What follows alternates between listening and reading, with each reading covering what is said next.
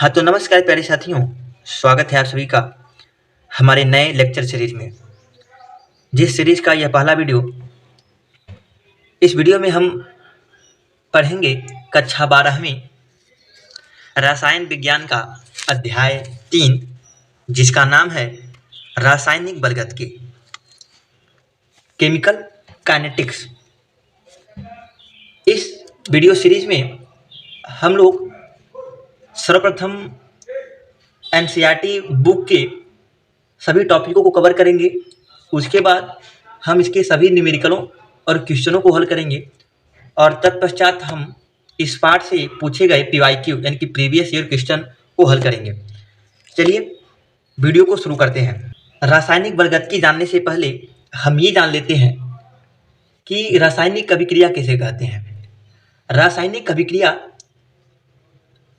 अर्थात ऐसी क्रिया जब दो या दो से अधिक पदार्थों को मिलाने पर कुछ नया पदार्थ बने।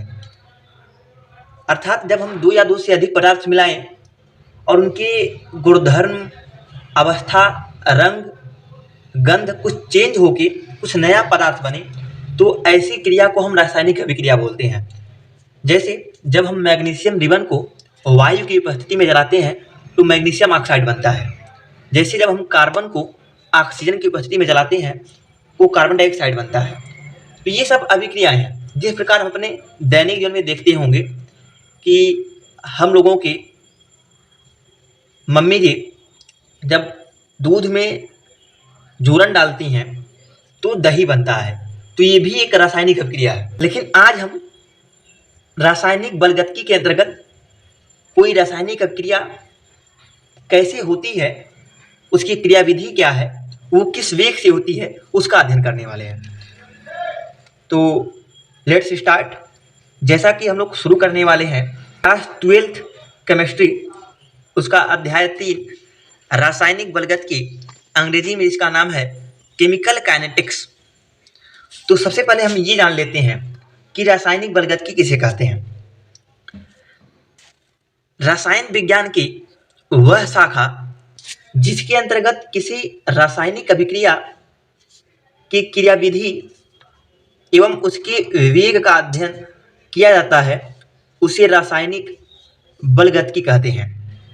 अर्थात कोई रासायनिक अभिक्रिया किस वेग से हो रही है और उसके दौरान क्या क्या क्रियाविधि है। क्रियाविधि मतलब कि उसके अंतर्गत ताप क्या है, दाब क्या है, कौन सा उत्प्रेरक काम कर रहा है। जब इसका अध्ययन करते हैं तो उसको हम रासायनिक बलगतिकी के अंतर्गत अध्ययन करते हैं। यदि हम सिंपली बात करें तो हम रासायनिक बलगतिकी के अंतर्गत ये अध्ययन करते हैं कि कोई अभिक्रिया कैसे हो रही है, अर्थात किसी अभिक्रिया के होने का प्रोसेस क्या है, उसका अध्ययन हम रासायनिक बलगतिकी के अंतर्गत करते हैं। जैसे अपने दैनिक जीवन में देखते होंगे कि कुछ अभिक्रियाएं बहुत तीव्र और कुछ बहुत मंद गति से होती हैं। जैसे यदि आप नोटिस करते होंगे तो दही बनने के लिए 5 से 6 घंटे काफ़ी है, और वहीं यदि हम किसी लोहे पर जंग लगना देखें तो किसी लोहे पर जो जंग लगता है वही प्रक्रिया बहुत मंद गति से होती है, धीरे धीरे। ये 1 महीने, 2 महीने, 10 दिन, 15 दिन बाद जब हम किसी लोहे को खुले में छोड़ देते हैं तो वो वायु या नमी में उपस्थित ऑक्सीजन से क्रिया करके वो अपने ऊपरी परत को भूरा या लाल कर देता है, जिससे कि उसकी ऊपरी परत जो होता है वो झरने लगता है। इस अभिक्रिया को हम संक्षारण बोलते हैं। ये जो संक्षारण की प्रक्रिया होती है ये बहुत मंद गति से होती है। वहीं हम बात करें जब हम AgNO3 के जली विलयन में NaCl का जली विलयन मिलाते हैं, अर्थात जब हम सिल्वर नाइट्रेट के जली विलयन में सोडियम क्लोराइड का जली विलयन बनाते हैं तो ये अभिक्रिया बहुत ही तीव्र गति से होती है। जब ही हम मिलाते हैं तब ही उसके तली में एक अवक्षेप बैठने लगता है। अवक्षेप मतलब जो तली में बैठ जाता है। तो जैसे ही हम AgNO3 में NaCl मिलाते हैं तो जो AgCl होता है उसके तली में बहुत तीव्र गति से बैठने लगता है। जब हम AgNO3 के जली विलयन में NaCl का जली विलयन मिलाते हैं तो जो AgCl बनता है वो बहुत तीव्र गति से तली में बैठने लगता है पात्र के। तो ये अभिक्रिया बहुत तीव्र गति से होती है। वहीं कुछ अभिक्रियाएं बहुत मंद गति से होती हैं, जैसे वायु या नमी की उपस्थिति में लोहे पर जंग लगने की जो क्रिया होती है वो बहुत मंद गति से होती है, जैसा कि हम लोग बात किए हैं। अब हम ये बात कर लेते हैं कि हम रासायनिक बलगतिकी दरअसल पढ़ क्यों रहे हैं। तो रासायनिक बलगतिकी हम इसलिए पढ़ रहे हैं कि आगे चल के यदि हम किसी अभिक्रिया के वेग को कम या अधिक करना चाहें, वो आवश्यकता के अनुसार है कि कभी कभी आवश्यकता हो जाता है कि हम किसी अभिक्रिया को जो है मंद गति से करवाएं अगर वो तीव्र गति से हो रही है, और वो अभिक्रिया अगर मंद गति से हो रही है तो उसको हम तीव्र गति से करवाएं। तो ये तब तक नहीं संभव है जब तक कि हम किसी अभिक्रिया के वेग का स्टडी नहीं कर लेते हैं कि कोई अभिक्रिया किस पर निर्भर करती है, दरअसल उसका वेग किस पर निर्भर करता है। तो हालांकि हम अंदर जाएंगे, अभी आगे पढ़ेंगे, तो ये बहुत सारे फैक्टरों पर निर्भर करती है, लेकिन उसमें से एक फैक्टर है संघट्ट। संघट्ट मतलब जब हम दो या दो से अधिक पदार्थ मिलाते हैं तो उनके परमाणु आपस में टक्कर करते हैं, और जब परमाणुओं की जो एंथैल्पी होती है यानी कि ऊर्जा होती है, जब वो अधिक होती है तो वो टक्कर भी अधिक क्षमता के साथ करते हैं, और जब टक्कर अधिक क्षमता के साथ करते हैं तो अभिक्रिया भी तेज गति से होता है।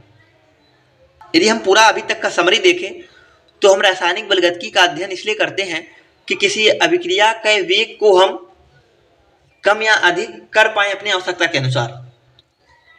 चलिए हम अगला टॉपिक देखते हैं। अगला टॉपिक है हम लोगों का अभिक्रिया का वेग। अभिक्रिया का वेग, जिस प्रकार से कोई वाहन चालक का वेग होता है, तो वाहन चालक का वेग यानी कि वो कितने समय में कितना दूरी तय किया, तो उसी प्रकार से हम किसी अभिक्रिया के वेग को नापेंगे। अब ये अभिक्रिया का वेग क्या होता है? जनरली आप लोग छोटी कक्षाओं में पढ़ के आए होंगे कि कोई अभिक्रिया के दौरान जो पदार्थ अभिक्रिया से पहले यूज होते हैं उसे हम अभिकारक या रिएक्टेंट कहते हैं, और जो पदार्थ अभिक्रिया के बाद बनते हैं उसे हम उत्पाद या प्रोडक्ट कहते हैं। अब आप लोग ध्यान दीजिएगा कि कोई अभिक्रिया तभी होती होगी जब अभिक्रिया के दौरान कोई अभिकारक घट रहा होगा और कोई उत्पाद बढ़ रहा होगा, क्योंकि अभिकारक से ही उत्पाद बन रहा है। तो हम कह सकते हैं कि अभिक्रिया के दौरान अभिकारक की मात्रा अर्थात सांद्रता तो घटती है, लेकिन वहीं उत्पाद की जो मात्रा होती है यानी कि जो सांद्रता होती है उत्पाद की, वो बढ़ती है। तो इसी पर डिफाइन किया गया है अभिक्रिया का वेग। तो अभिक्रिया की वेग मतलब किसी रासायनिक अभिक्रिया के दौरान अभिकारक के घटने की दर, क्योंकि जब अभिकारक घटेगा तभी उत्पाद बनेगा, या उत्पाद के बढ़ने की दर को अभिक्रिया की वेग या दर कहते हैं। या हम इसको इस प्रकार भी कह सकते हैं कि किसी अभिक्रिया में अभिकारक या उत्पाद की सांद्रता में समय के साथ हुए परिवर्तन की दर को अभिक्रिया का वेग कहते हैं। यानी कि किसी अभिक्रिया के दौरान अभिकारक किस दर से घट रहा है और उत्पाद किस दर से बढ़ रहा है, उस अभिकारक के घटने और उत्पाद के बढ़ने की दर को ही हम अभिक्रिया का वेग या दर कहते हैं। अब हम इसको सूत्र के फॉर्म में इस प्रकार लिख सकते हैं, अभिक्रिया की वेग बराबर अभिकारक की सांद्रता में कमी अपान समय, यानी कि समय के सापेक्ष अभिकारक की सांद्रता में कितनी कमी हो रही है उसे हम अभिक्रिया का वेग कहेंगे। इसको हम सिंबॉलिक फॉर्म में इस प्रकार दिखा सकते हैं, वेग बराबर, यहाँ जो माइनस सिंबल है वो ये दिखा रहा है कि अभिकारक घट रहा है, और यहाँ जो डेल्टा है वो चेंज को दिखा रहा है कि अभिकारक में कितना चेंज हुआ, और यहाँ जो ये कोष्टक है बड़ा वाला, ये दरअसल कॉन्सेंट्रेशन को दिखा रहा है यानी कि सांद्रता को, और ये जो आर है वो दिखा रहा है रिएक्टेंट, और अपान डेल्टा दिखा रहा है चेंज को, और टी दिखा रहा है टाइम को। तो यहाँ वेग बराबर लिख सकते हैं minus delta concentration of R upon delta t, यानी कि हम कह सकते हैं कि अभिकारक की सांद्रता में ऋणात्मक परिवर्तन बटा समय में परिवर्तन वेग कहलाता है। इस वेग को हम इस प्रकार भी लिख सकते हैं, माइनस, माइनस को दिखा रहा है घटना, और डेल्टा मतलब चेंज। चेंज कैसे निकालते हैं हम, जब किसी वैल्यू के फाइनल में से यानी कि हम R2 में से यदि R1 घटा देंगे, उसी प्रकार समय को भी T2 में से T1 घटा देंगे तो वो चेंज होता है डेल्टा। यानी कि हम वेग को लिख सकते हैं minus concentration of R2 minus concentration of R1 बटा T2 माइनस T1। अब हम इस अभिक्रिया के वेग को उत्पाद के पदों में भी व्यक्त कर सकते हैं। वेग बराबर हो जाएगा उत्पाद की सांद्रता में वृद्धि समय के सापेक्ष। जब हम अभिक्रिया कराते हैं तो देखते हैं कि अभिकारक की मात्रा तो घट रही है और उत्पाद की मात्रा तो बढ़ रही है। तो उसी प्रकार से जब हम वेग को अभिकारक के पदों में निकालेंगे तो वहाँ सिंबल माइनस रहेगा, लेकिन जब हम वेग को उत्पाद के पदों में निकालेंगे तो जो सिंबल रहेगा वो प्लस रहेगा। यानी कि हम लिख सकते हैं वेग बराबर plus delta concentration of P upon delta T। Delta दिखा रहा है यहाँ पर चेंज, और ये बड़ा कोष्ठक दिखा रहा है concentration of P for product, और नीचे डेल्टा समय में चेंज दिखा रहा है। और इसको हम सकते हैं वेग बराबर plus concentration of P2 minus concentration of P1 upon T2 minus T1। और जो हम ऊपर पर के आए हैं उस वेग को हम औसत वेग भी कह सकते हैं। कभी कभी परीक्षा में पूछता है कि अभिक्रिया की औसत वेग किसे कहते हैं, तो हम उसी वेग को अभिक्रिया का औसत वेग भी कहते हैं। औसत मतलब किसी समय अंतराल के दौरान, तो हम जो वेग देखते हैं दरअसल उसे हम किसी समय अंतराल के दौरान देखते हैं। समय अंतराल मतलब मान लीजिए कोई अभिक्रिया जो हुआ वो 9:30 पर शुरू हुआ और हम देखना चाहते हैं 9:30 पर, तो यहाँ जो समय अंतराल हो गया वो 5 सेकंड क्या हो गया। तो जब कोई अभिक्रिया का वेग हम किसी समय अंतराल के दौरान देखते हैं तो उसे हम औसत वेग कहते हैं। और हम औसत वेग को RAB से, यहाँ R फॉर रेट और AB फॉर एवरेज, यानी कि जो हम औसत वेग को दिखाएंगे वो RAB से दिखाएंगे, और RAB को हम सकते हैं माइनस डेल्टा बड़ा कोष्ठक में R अपॉन डेल्टा T। यहाँ हम प्रोडक्ट के रूप में इस एवरेज रेट को इस प्रकार दिखा सकते हैं, पहले सिंबल प्लस, फिर डेल्टा का चिन्ह, फिर बड़ा कोष्ठक में P अपॉन डेल्टा T। अब हम लोग का अगला टॉपिक है तात्क्षणिक वेग। तात्क्षणिक वेग किसे कहते हैं? तात्क्षणिक वेग मतलब किसी क्षण विशेष पर, किसी अभिक्रिया के दौरान किसी विशेष क्षण पर अभिक्रिया के वेग को तात्क्षणिक वेग कहते हैं। इसे R इंस्टेंटेनियस से दिखाते हैं, क्योंकि इंस्टेंटेनियस मतलब होता है तात्क्षणिक।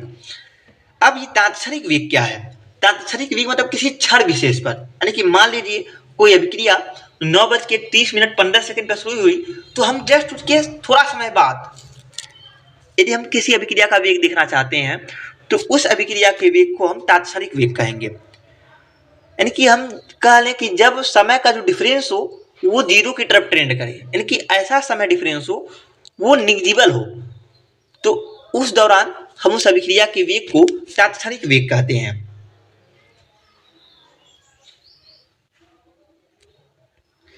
किसी अभिक्रिया के औसत वेग से किसी समय अंतराल के बीच हुए परिवर्तन को मापा जाता है। यानी कि जब हम किसी अभिक्रिया का औसत वेग निकालते हैं तो ये जो औसत वेग है वो किसी समय अंतराल के दौरान किसी अभिक्रिया का वेग बताता है, यानी कि इतने समय से लेकर इतने समय तक। लेकिन यदि हम किसी क्षण विशेष पर जानना चाहें, यानी कि किसी समय पर हम निश्चित पॉइंट पे जानना चाहें, पॉइंट ऑफ टाइम पे जानना चाहें, तो अभिक्रिया के वेग के लिए हम तात्क्षणिक वेग निकालते हैं। तो जब हम क्षण विशेष पे जो है किसी अभिक्रिया का वेग निकालेंगे तो उस समय के लिए जो डेल्टा T होगा, यानी कि टाइम में चेंज होगा, वो 0 की तरफ टेंड करेगा, यानी कि जो चेंज होगा वो निग्जिबल होगा, लेकिन तो बहुत कम समय के लिए। तो जो डेल्टा T होगा वो ट्रेंड करेगा 0 की तरफ। तो जब कोई चीज में डिफरेंस बड़ा होता है तो उसको हम डेल्टा से दिखाते हैं, लेकिन जब चेंज बहुत छोटा होता है तो उसको जो है हम D से दिखाते हैं। तो जो जब हम लोग का डेल्टा T जो है ट्रेंड करेगा 0 की तरफ तो उसको हम DT लिख देंगे। तो हम यहाँ अब दर को दिखाएंगे, वेग को दिखाएंगे, R इंस्टेंटेनियस बराबर minus D of concentration of R upon DT, या हम इसको प्रोडक्ट के रूप में इस प्रकार लिख सकते हैं, प्लस चिन्ह D of product delta P upon D T. अब जो है हम अगला टॉपिक हम लोग का ये है कि किसी संतुलित रासायनिक समीकरण के लिए हम विवेक सूत्र कैसे लिखेंगे। किसी संतुलित रासायनिक समीकरण के लिए हम विवेक सूत्र कैसे लिखेंगे। मान लीजिए हम लोग का एक अभिक्रिया small a capital A plus small b capital B gives small c capital C plus small d capital D है। अभी आप लोग ये सोच रहे होंगे कि ये स्मॉल ए कैपिटल बी ये सब क्या है। चलिए हम एक सिंपल उदाहरण लेते हैं। जैसे जब हम हाइड्रोजन गैस और क्लोरीन गैस की अभिक्रिया कराते हैं तो बनता है हाइड्रोजन क्लोराइड। यदि हम इस अभिक्रिया को संतुलित करें तो यहाँ जो स्टोइकियोमेट्रिक कोफिशिएंट आएगा यानी कि रस समीकरण मिति गुणांक वो 2 आएगा। यदि इसके लिए हमको अभिक्रिया का वेग लिखना हो तो किस प्रकार लिखेंगे, वही मैं यहाँ पर मान लिया हूँ कि जो स्मॉल ए है वो किसी अभिकारक का या यहाँ स्मॉल जो सी है वो किसी उत्पाद का स्टोइकियोमेट्रिक कोफिशिएंट है यानी कि रस समीकरण मिति गुणांक है। तो जब हम इसके वेग को परिभाषित करेंगे तो यदि हम इसके वेग को अभिकारक के पदों में परिभाषित कर रहे हैं तो हम सिंबल माइनस लेंगे, और यदि हम उसके वेग को उत्पाद के पदों में दिखा रहे हैं तो हम सिंबल प्लस लेंगे, और प्लस दिखाते नहीं है। तो चलिए हम उस अभिक्रिया को जो लिखे हैं उसके वेग को किस प्रकार लिखेंगे उसको हम देखते हैं। जैसे हमारा रासायनिक समीकरण लिखा गया था small a capital A plus small b capital B gives small c capital C plus small d capital D. यदि इसका हमको वेग लिखना हो तो हम लिखेंगे वेग। यदि हम अभिकारक के पदों में लिखना है तो लिखेंगे सिंबल माइनस, और उसके हम स्टोइकियोमेट्रिक कोफिशिएंट यानी कि रस समीकरण मिति गुणांक से भाग दे देंगे 1/a और डेल्टा कॉन्सेंट्रेशन ऑफ ए बटा डेल्टा टी। और इसको जो है हम किसी दूसरे अभिकारक के पदों में भी देख सकते हैं, यानी कि हम अलग अलग अभिकारक के पदों में निकाल सकते हैं, अलग अलग उत्पाद के पदों में भी निकाल सकते हैं। लेकिन ये ध्यान देना है, अगर आप अभिकारक के पदों में निकाल रहे हैं तो सिंबल माइनस, यदि आप उत्पाद के पदों में निकाल रहे हैं तो सिंबल प्लस। यहाँ यदि हम बी के पदों में निकालना चाहें तो यहाँ जो स्मॉल बी है वो स्टोइकियोमेट्रिक कोफिशिएंट है तो उससे हम भाग दे देंगे, और डेल्टा बी बटा डेल्टा टी, और यहाँ सिंबल लगा देंगे माइनस, यानी कि दिखा रहा है कि वो जो अभिकारक है वो घट रहा है। उसी प्रकार यदि हमको उत्पाद के पदों में लिखना है तो उसके स्टोइकियोमेट्रिक कोफिशिएंट से भाग दे देंगे, और उसका हम चेंज देख लेंगे कि उसका चेंज कितना हुआ उसके कॉन्सेंट्रेशन में समय के चेंज के साथ। यदि हम किसी अन्य उत्पाद के पदों में देखना चाहते हैं तो उसके स्टोइकियोमेट्रिक कोफिशिएंट से भाग दे देंगे और उसका चेंज देख लेंगे समय के अनुसार, यानी कि क्या चेंज हुआ उसके जो है कॉन्सेंट्रेशन में समय के चेंज के साथ। चलिए अब हम कुछ उदाहरण देखते हैं। जैसे हम लोग का पहला उदाहरण है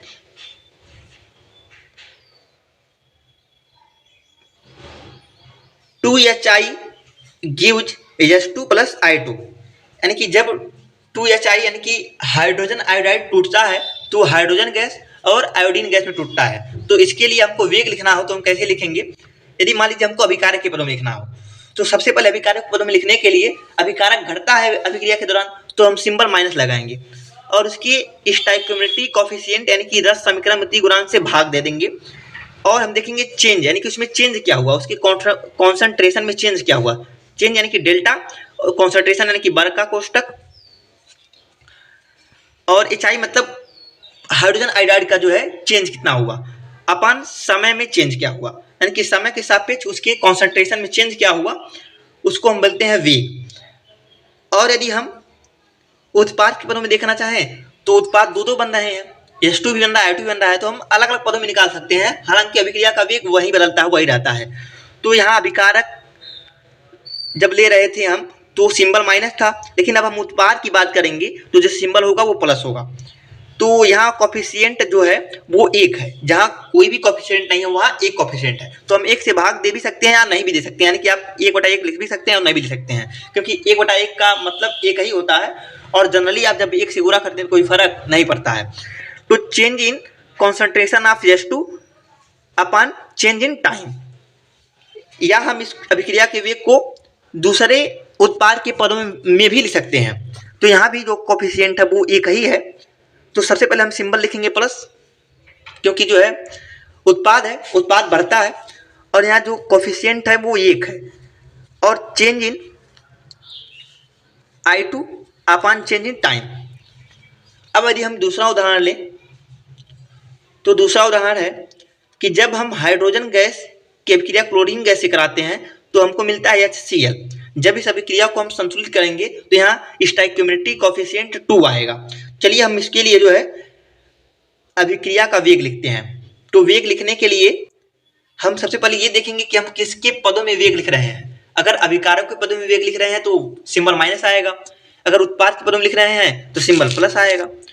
तो यदि हम इस अभिक्रिया के वेग को हम H2 के पदों में लिखना चाहें तो हम पहले उसके स्टोइकियोमेट्रिक कोफिशिएंट से भाग देंगे। यहाँ स्टोइकियोमेट्रिक कोफिशिएंट कुछ भी नहीं है, यानी कि 1 है, तो हम 1 से भाग देंगे और change in concentration of H2 upon change in time. यदि हम Cl2 के पदों में लिखना चाहें तो Cl2 भी एक अभिकारक है, तो सिंबल माइनस और उसके स्टोइकियोमेट्रिक कोफिशिएंट से भाग देंगे और change in chlorine gas upon change in time. यदि हम उत्पाद के पदों में देखना चाहें तो उत्पाद के पदों में देखने के लिए हम सिंबल प्लस लगाएंगे, और क्योंकि यहाँ स्टोइकियोमेट्रिक कोफिशिएंट यानी कि रस समीकरण मिति गुणांक 2 है तो यहाँ 2 से भाग दे देंगे और देखेंगे change in concentration of HCl, यानी कि जो HCl के सांद्रता में परिवर्तन हुआ है समय के सापेक्ष। इस वीडियो में बस इतना ही, मिलेंगे अगले वीडियो में नए टॉपिक के साथ। धन्यवाद।